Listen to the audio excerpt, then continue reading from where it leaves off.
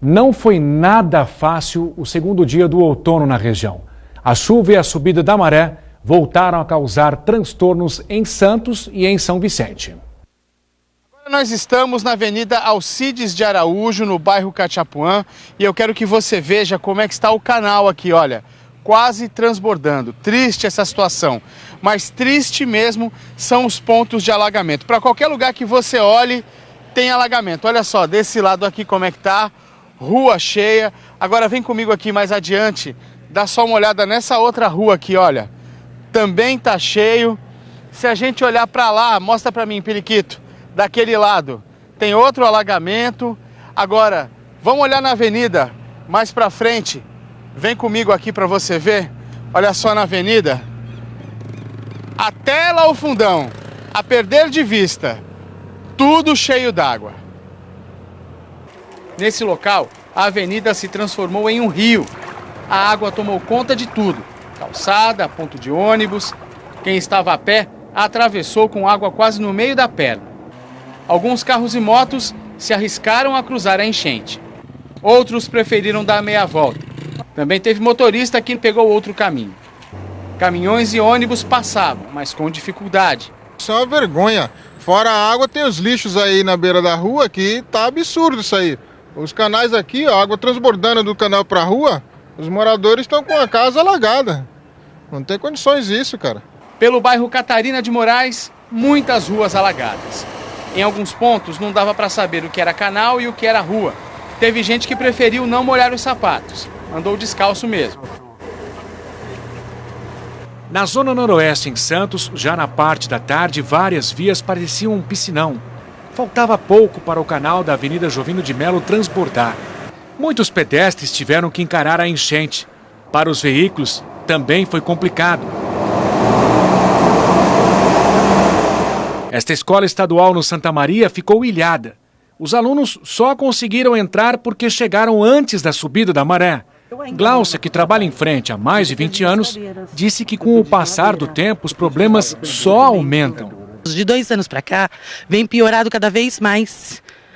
Nunca encheu dentro do consultório do meu marido e agora a gente está perdendo cadeira, perde tudo, todos os móveis. Essa última enchente deu água no joelho lá dentro. E a gente percebe que isso não há melhora, está cada vez piorando. Este casal mora no mesmo bairro há 62 anos. Toda vez que a maré sobe, é um pesadelo.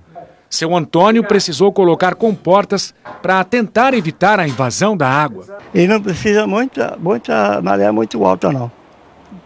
Quando é de 1,5 metro, ainda dá para aguentar ali. Mas quando é 2 metros, maré de 2 metros, já é direto. Eu acho que o imposto devia baixar muito, porque o que a gente sofre aqui, devia ser bem baixo o imposto. Porque não é fácil, viu? E a população pode se preparar. A previsão é de mais chuva amanhã. A alta da maré também prejudicou a travessia de balsas entre Santos e Guarujá hoje. Uma das 5 embarcações em operação teve que ser retirada porque apresentou problemas no balizamento. A consequência foi mais de 1 hora de fila de espera na margem esquerda. E hoje é comemorado o Dia Internacional de Síndrome de Down, data que tem como objetivo conscientizar todos sobre a importância da inclusão. No dia de pessoas tão especiais, o Caderno Regional vai contar a história de verdadeiros guerreiros que superaram barreiras todos os dias. Eles superam todos os dias as barreiras e, mais do que isso, com muita alegria, sempre. Devagar, com muito cuidado e atenção. É assim que se deve trabalhar com a serra. E depois de alguns minutos, o Danilo faz um passarinho. Estamos em uma escola especial, onde pessoas muito especiais se aprimoram. Essa é a oficina de marcenaria. A professora explica que para realizar essa tarefa é preciso ter talento, o que não falta no Danilo. O Danilo sempre mostrou que sempre teve uma boa coordenação motora fina, né? E além de tudo, ele tem muita força de vontade, ele gosta muito de aprender, né? Então eu comecei a perceber essas habilidades nele, né? E aí na hora de colocar numa máquina elétrica como essa, primeiro de tudo é mostrar a segurança, né? o que não pode estar fazendo, o certo, o errado, para não se machucar. Danilo adora o que faz. Eu amo a minha professora, a Renata, eu amo todo mundo, escola. Você é feliz aqui? Aham. Muito ou pouco? É muito. Essa não tem a minha palavra de falar. Da marcenaria para os computadores, hoje a aula é sobre hierarquia empresarial. O Rafael não tira os olhos da tela. Afinal, todo mundo que está em uma grande empresa deve saber como funcionam os cargos. Onde o Rafa trabalha, faz um pouco de tudo. Lá começo com rascunho, com arquivo e a arrumação do armário. É difícil, não? Não é difícil. Tem que usar uma estratégia para não errar, entendeu? Tem que usar muito foco, entendeu? Para não errar. Faz de novo, tem que fazer de novo. Errou, tem que fazer de novo. Errou, fazer de novo. É no erro que a gente aprende. A mãe do Rafa é só orgulho. Ela diz que ter um filho Down significa compreender as necessidades, dar amor, carinho e corrigir quando é necessário, como se faz com qualquer criança. Amar não é passar a mão na cabeça sempre. Passa-se a mão quando ela se faz necessária, com muita alegria, e repreende-se quando também é necessário, porque isso é o crescimento. Isso é que nos torna mais humanos, isso é que nos torna mais felizes. E na oficina de costura também tem exemplo de superação e de gente feliz. E o que você costura? Tapete, fuxico e tapete. Dá muito trabalho fazer isso? Não. Você é feliz aqui? Sim. Muito ou pouco? Muito. Esses jovens provam que cada pessoa tem um talento especial, que se for desenvolvido do jeito certo, rende muitos frutos. A gente tem que identificar a habilidade que eles têm, né? Independente da deficiência deles. E a partir do momento que a gente identifica a habilidade, a gente começa a desenvolver aí várias coisas. Na verdade, dá para fazer de tudo, né? Eles são, assim, especiais porque eles conseguem realmente fazer tudo. Não tem limite.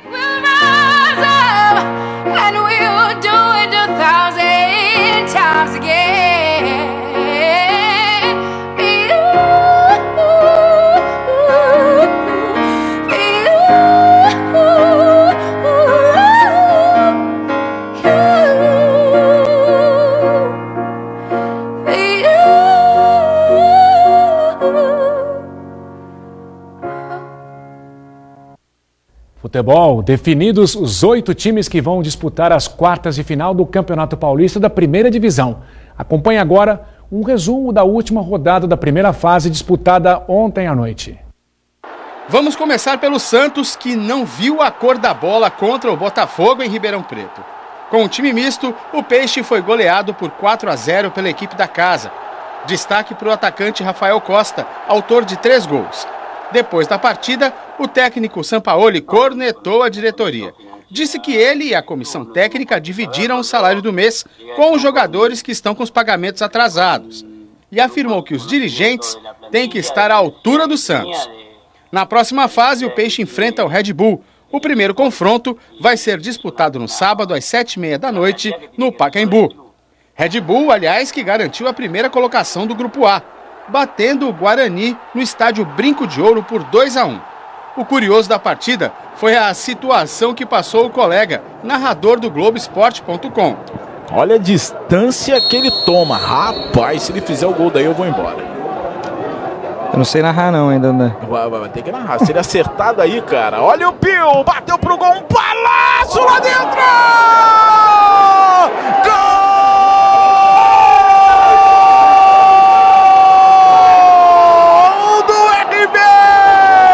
E agora, narrador? O chute do meio da rua.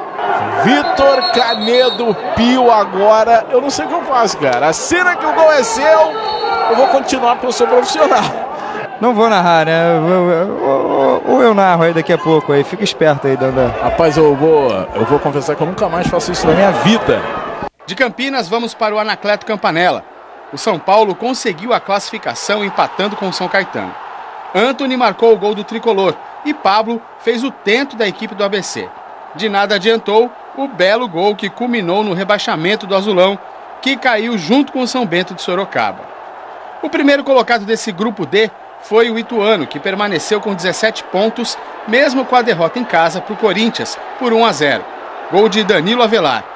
O time do Parque São Jorge terminou em primeiro lugar na chave C e enfrenta a Ferroviária na próxima fase. Já o Palmeiras acabou como o segundo melhor time do Campeonato Paulista até o momento, atrás do Red Bull.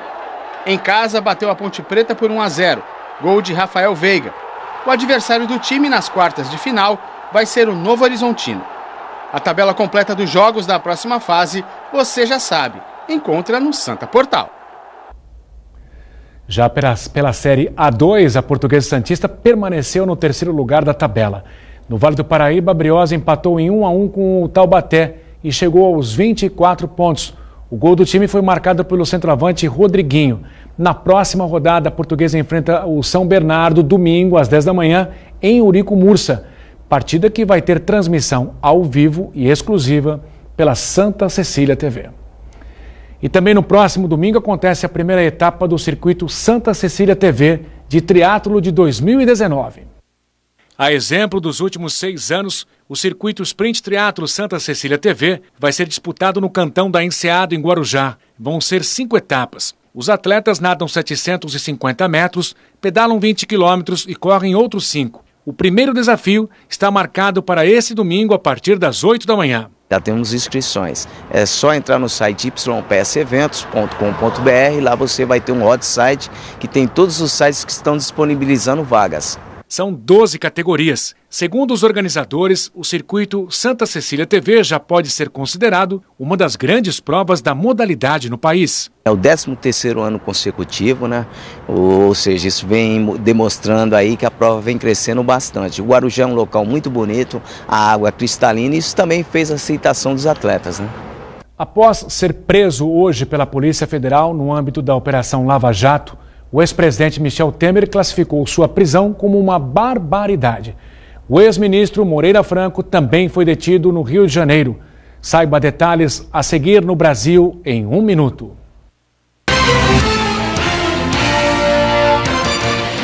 Temer foi preso preventivamente em São Paulo sob suspeita de ter recebido propina de R$ 1.100.000 por meio de um contrato da Eletronuclear, estatal responsável pela construção da usina Angra 3.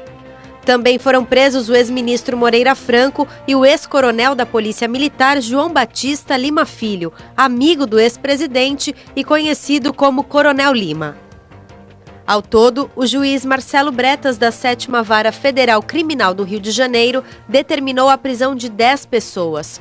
Todos devem ser transferidos para a capital carioca.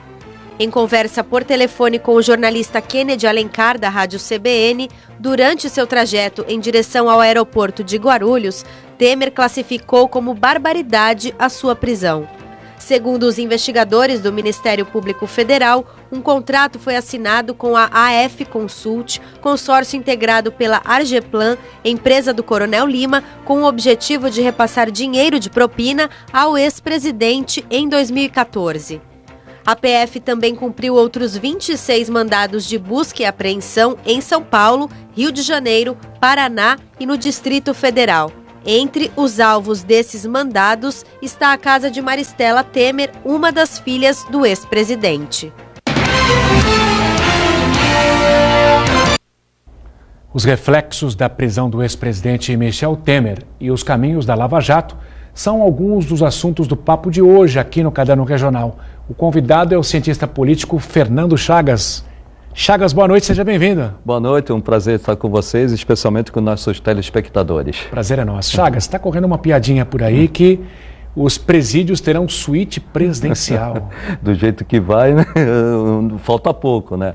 Mas isso é preocupante. Nós tivemos 2 impeachments, o presidente Collor e a presidente Dilma, e já temos 2 presidentes presos, um condenado e o outro agora numa prisão preventiva. Isso é preocupante. A piada é interessante, né? Mas é uma questão de se pensar. São ações individuais das pessoas ou as nossas instituições estão sendo comprometidas? Essa foi a primeira grande ação depois da saída do juiz Sérgio Moro? Foi a primeira grande ação. Então, inclusive, tem 2 discussões, né? Foi uma ação simplesmente jurídica, uma ação jurídica, já que o conjunto de provas de indícios é muito grande em relação a essas infrações cometidas pelo Michel Temer e o seu grupo, ou é também uma ação política? No momento em que a Lava Jato está passando por um momento de dificuldades e o governo Bolsonaro está tendo uma queda na pesquisa. Então tem essas 2 interpretações. É uma ação jurídica, isso indiscutivelmente, é uma ação jurídica que já vem sendo trabalhada há muito tempo, porque poderia haver a investigação, ele não poderia ser preso como presidente. Ou, além de ser uma ação jurídica, é também uma ação política para desviar o foco. Essa é a discussão que nós vamos ter, principalmente no caso, se no Tribunal Regional Federal, o Michel Temer conseguir um habeas corpus. Chagas, quais consequências que essa ação pode trazer para o ex-presidente Temer e também para os aliados dele? O MDB está numa situação bastante difícil. Ele é um presidente licenciado do MDB, desde o Luiz Guimarães, quando a morte, se não me engano, em 1992, o Michel Temer assumiu o MDB, né? Hoje MDB, na época PMDB, e o MDB, nesse período, ele tem sido vítima, não vou dizer, ele tem sofrido muitos ataques, devido ao comportamento que teve durante todos esses anos de redemocratização. E o alvo mais visível hoje é o Michel Temer. O conjunto de prova, de indícios, é muito forte. O conjunto. Eu não sei se isso juridicamente vai se sustentar para uma prisão preventiva. O problema é o argumento da prisão preventiva. É suficiente para ele ficar preso? São 10 ações contra ele, né? São 10 ações. Mas nesse caso, é a construção da Angra 3, é isso? Isso, e no caso da Angra 3 da Engevix. É um caso. E tem outros que até envolvem aqui o Porto de Santos. Mas nesse caso, a prisão preventiva, ela não está discutindo o conjunto de indícios e de fatos de um possível crime. Está discutindo que ele está praticando atos contra a ordem pública, podendo fugir e podendo destruir provas. Isso aí realmente é suficiente para ele se manter preso numa prisão preventiva? Ou não? Essa é a discussão. Ele pode ser solto no habeas corpus, ou no Tribunal Regional Federal, ou até no Supremo Tribunal Federal. E amanhã depois ele ser condenado por esse conjunto de provas. Esse conjunto de provas é robusto, né? Porém, a prisão preventiva juridicamente gera uma dúvida. Aliás, tem outra piadinha aí, estão dizendo que o Gilmar Mendes já soltou lá na Austrália o Temer. Nós estamos aqui 7h30, 8 horas, né? Lá são 8 horas. Corre por aí na internet, né? Lá são 8 horas da manhã. Quem sabe às 2 horas da manhã aqui, né? Que abre o expediente do STF, o Gilmar Mendes libere. Está vendo como as instituições elas estão sendo abaladas? O Gilmar Mendes, num confronto, às vezes até pessoal, com a Lava Jato e com juízes federais, leva esse tipo de brincadeira e que é séria, né? As pessoas começam a desacreditar nas instituições, começam a desacreditar no STF. Por quê? Porque está havendo esse confronto, né? E isso é claro, um confronto entre o STF, os juízes de primeira instância e com a Lava Jato de uma forma geral. Tem também a prisão do ex-governador, ex-ministro Moreira Franco também, né? Se não me falha a memória, é o 5º do Rio de Janeiro. Sim, né? É o 5º. Então, vê a situação econômica, financeira e a situação institucional que está no Rio de Janeiro hoje. Aí a gente vai ver, é o 5º ex-governador preso no Rio de Janeiro. É o que eu digo, né? Nós temos que cuidar das instituições, para que elas não sofram esse abalo ao ponto de nós termos o Rio de Janeiro em estado falimentar, né? E o Brasil exposto a essa situação, né? 2 presidentes sofrendo impeachment e 2 presidentes presos. Para o país é péssimo, arranha a imagem. Péssimo. Para o investidor internacional, ele vai ver que não é mais uma questão deste ou daquele presidente. deste ou daquele governador. É uma questão que está de corrupção que está institucionalizada. Então, como o mercado internacional vai, mesmo tendo um novo presidente, vai investir no país, se o país está toda hora sofrendo solavancos, ou é o impeachment, ou presidentes ou governadores presos. E esse conflito institucional que me preocupa, né? O STF contra a Lava Jato, contra juízes, né? Essa discussão toda é preocupante. O investidor internacional, ele vai pensar 2 vezes antes de investir. E justamente nós precisamos de muito dinheiro de fora para investir em infraestrutura, o Brasil voltar a crescer e gerar emprego.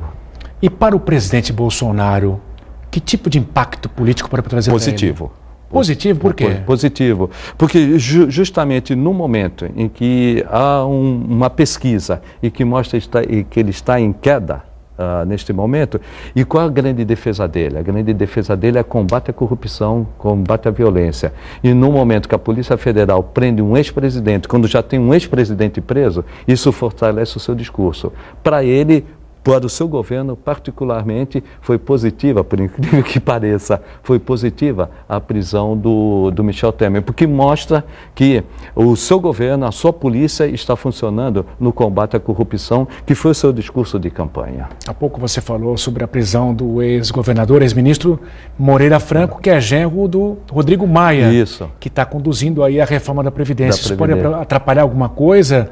Eu não acredito. Até nas redes sociais também as pessoas falaram, né? Prendeu o Moreira Franco porque houve uma briga entre o Sérgio Moro, briga institucional, de novo, briga institucional, entre o Sérgio Moro e o Rodrigo Maia. Não tem nada a ver, são coisas diferentes. A questão da governabilidade, da aprovação da Previdência com o Rodrigo Maia e essa prisão. Rodrigo Maia, aliás, ele é o maior defensor da aprovação da Previdência, até mais do que o próprio presidente da República. Eu acho que nesse caso não tem relação. Temos também a questão do Porto de Santos, né?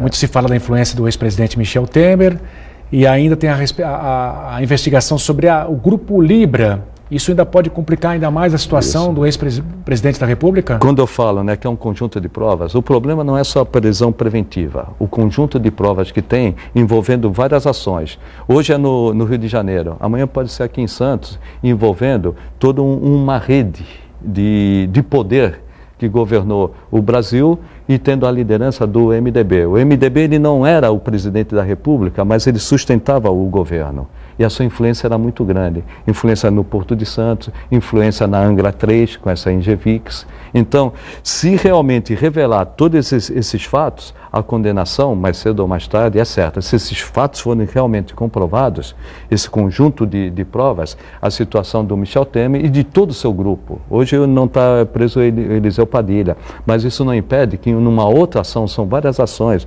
Eliseu Padilha também seja surpreendido, 6 horas da manhã sendo preso. Chagas, foi um prazer recebê-lo, muito obrigado. Eu que agradeço, um abraço a todos. Para você também. E a edição de hoje fica por aqui. Você continua bem informado acessando santaportal.com.br. Obrigado pela companhia, uma boa noite e até amanhã.